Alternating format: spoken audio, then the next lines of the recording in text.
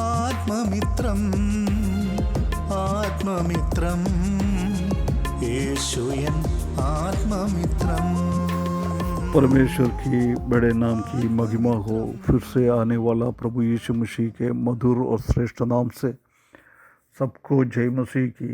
परमेश्वर ने एक और अवसर हमारे जीवन में दिया है कि परमेश्वर की वचन के साथ हम प्रभात मनन में आके थोड़ी टाइम परमेश्वर का वचन से मनन करने के लिए परमेश्वर ने एक अवसर हमारे जीवन में दिया है, इसलिए परमेश्वर को धन्यवाद करता हूँ। पिछले दिनों में हम निर्गमन की किताब उसका 17वें अध्याय ध्यान कर रहा था। कैसे परमेश्वर ने इस्राएली लोगों को पानी पीने के लिए प्रावधान करके दे रहा है, उसी बात को हम ध्यान कर रहा था। आइए हम उसका आज 7वें पद की ओर हम थोड़ा देखें।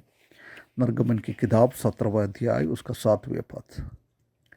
और मूसा ने उस स्थान का नाम मस्सा और मरीबा रखा, क्योंकि इस्राएलियों ने वहाँ वाद विवाद किया था और यहोवा की परीक्षा ये कहकर की कि क्या यहोवा हमारे बीच में वा नहीं। परमेश्वर का ऊपर भरोसा रखने वाला लोग, परमेश्वर के ऊपर से उनका भरोसा अट गया है। मूसा उसका नाम कैसे रख रहा है? वाद विवाद का एक अवस्था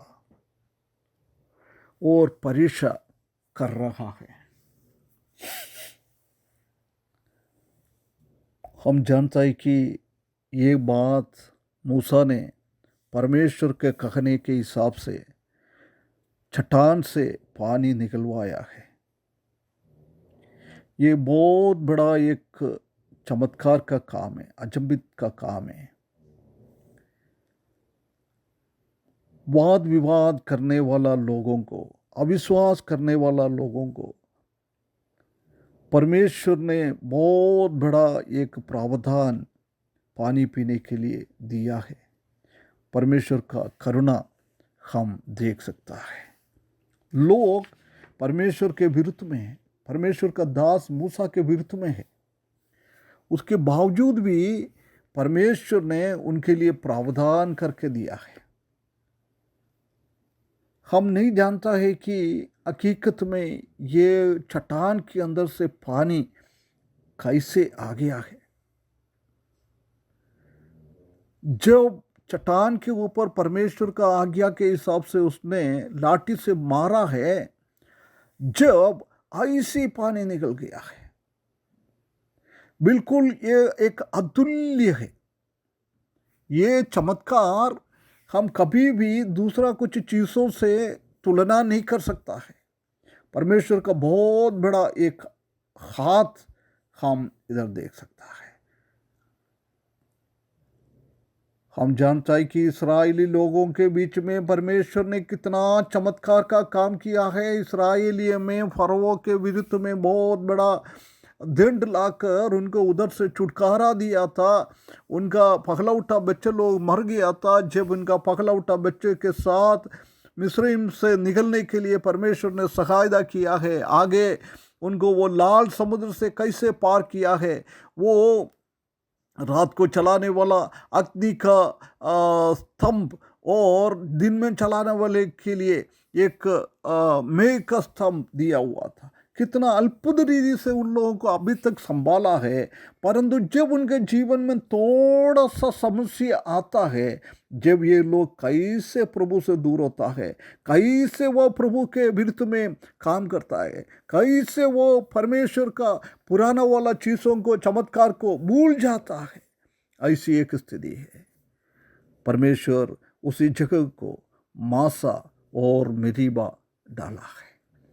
बार बार मूसा उसी के बारे में बोल रहा है। व्यवस्था विवरण 6 का 16 में और 9 का 22 में और 33 का 8 में उधर ये मसा के बारे में मेरीबा के बारे में बोल रहा है, तुम्हारा मन ऐसा ना हो जाए, परमेश्वर के ऊपर भरोसा रखे, कभी भी परमेश्वर को परीक्षा ना करे, अविश्वास ना करे। प्रिय भाइयों बहनों, हमारे जीवन में भी कई बार ऐसी समस्या आता है। परमेश्वर के हाथों से हमने बहुत बड़ा बड़ा चमत्कार का काम देखा है, उसके बाद भी कई थोड़ा सा छोटा सा एक समस्या हमारे जीवन में आ जाता है। हम भी इस्राएली लोगों के जैसी मासा और मेरीबा का अनुभव हमारे जीवन में भी कितना बार आ गया है, कितना बार आ गया है। हम एक बार हमारा जीवन को समझना है। उसके बाद खतरनाक रीति से एक चीज़ उधर बता रहा है, बोल रहा है, इस यहोवा की परीक्षा कर कर कहा है कि क्या यहोवा हमारे बीच में या नहीं। परमेश्वर का सानिध्य, परमेश्वर का प्रशंस उन लोग ने जब से मिस्रईम से निकला है उनके बीच में था। परमेश्वर का हाथ उसने देखा है। उसके बावजूद भी ये पानी का समस्या, पिछले दिनों में वो खारा पानी को मीठा करके दिया था, ये चमत्कार सब देखा है। उसके बाद भी थोड़ा सा एक समस्या आया है जब उन लोग ने परमेश्वर के विरुद्ध में बोल रहा है, ओ ये परमेश्वर जिंदा है क्या, ये परमेश्वर हमारे बीच में है क्या, नहीं है क्या, हमको छोड़ के तो नहीं गया है। देख कितना दयनीय एक स्थिति इन लोगों के बीच में हम देख सकता है। इस्राएली लोगों को परमेश्वर ने बोला है मूसा को, मैं आगे जाके तुम्हारे बीच में है, होरेब में वो चट्टान के ऊपर खड़ा हो जाएंगे। परमेश्वर का सानिध्य हमेशा हमेशा इनके साथ था, अभी भी है, परंतु उन लोग समझ नहीं पाया है। उन लोग, उनके जीवन में थोड़ा सा एक समस्या आया जब परमेश्वर का सानिध्य को वो भूल गया है। परमेश्वर के वो ताकत को उन लोगों के ऊपर डाउट है। परमेश्वर है क्या है, कहाँ है, ये एक प्रश्न उन लोग पूछ रहा है। बहुत बार हमारे जीवन में भी हम ये प्रश्न उठाता है। कई समस्या विश्वासी लोगों के बीच में आता है, पूछा है, प्रभु आप नहीं देख रहे क्या, प्रभु आप हमारे बीच में नहीं है क्या।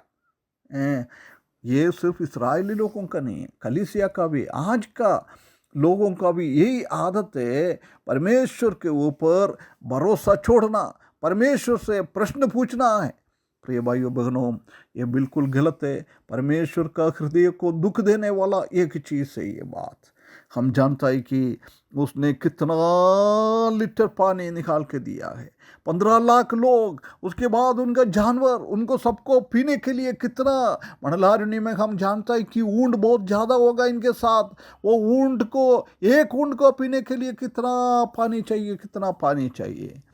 वो ऐसी एक बहुत बड़ा चमत्कार परमेश्वर ने किया है, परंतु उन लोगों के बीच में डाउट आ गया है, संदेह आ गया है, अविश्वास आ गया है, परमेश्वर के विरुद्ध में प्रश्न पूछ रहा है। प्रिय भाइयों बहनों, हम भी सतर्क रखें। जब हम जानता है कि यूहन्ना 7 का 37 और 38 में वो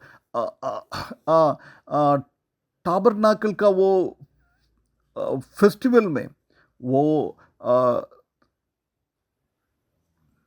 तंबू का वो त्योहार, उसी त्योहार में प्रभु यीशु मसीह खड़ा होकर बोल रहा है, किसको प्यास है वो मेरे पास आ जाए, मुफ्त में पानी पी ले, मैं जीवन का नदी तुम्हारे लिए दे दूंगा, जीवन का पानी का स्रोत तुम्हारे बीच में मैं हम दे दूंगा।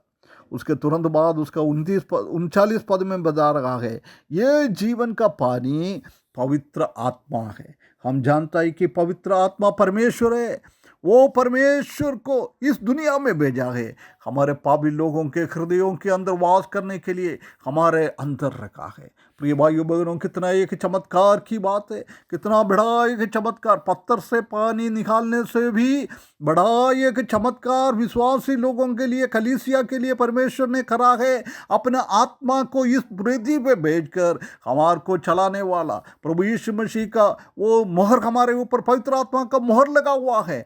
जब हमने प्रभु यीशु मसीह को अंगीकार किया है, वो पहला फल पवित्र आत्मा है। वो जब तक हमारा मृत्यु, जब तक प्रभु यीशु मसीह नहीं आएगा, प्रभु यीशु मसीह के हाथ में कलीसिया को छोड़कर पवित्र आत्मा हमारे बीच में से निकल जाएगा। जब तक पवित्र आत्मा हमारे साथ है, परमेश्वर का ये चमत्कार को याद करते हुए ये एक मसा का अनुभव, एक मरीबा का अनुभव हमारे जीवन में ना आए, ऐसी जीवन बिताने के लिए इस वचन के द्वारा परमेश्वर हमको सहायता करे। उसके बड़े नाम की महिमा हो। आत्ममित्रम् आत्ममित्रम्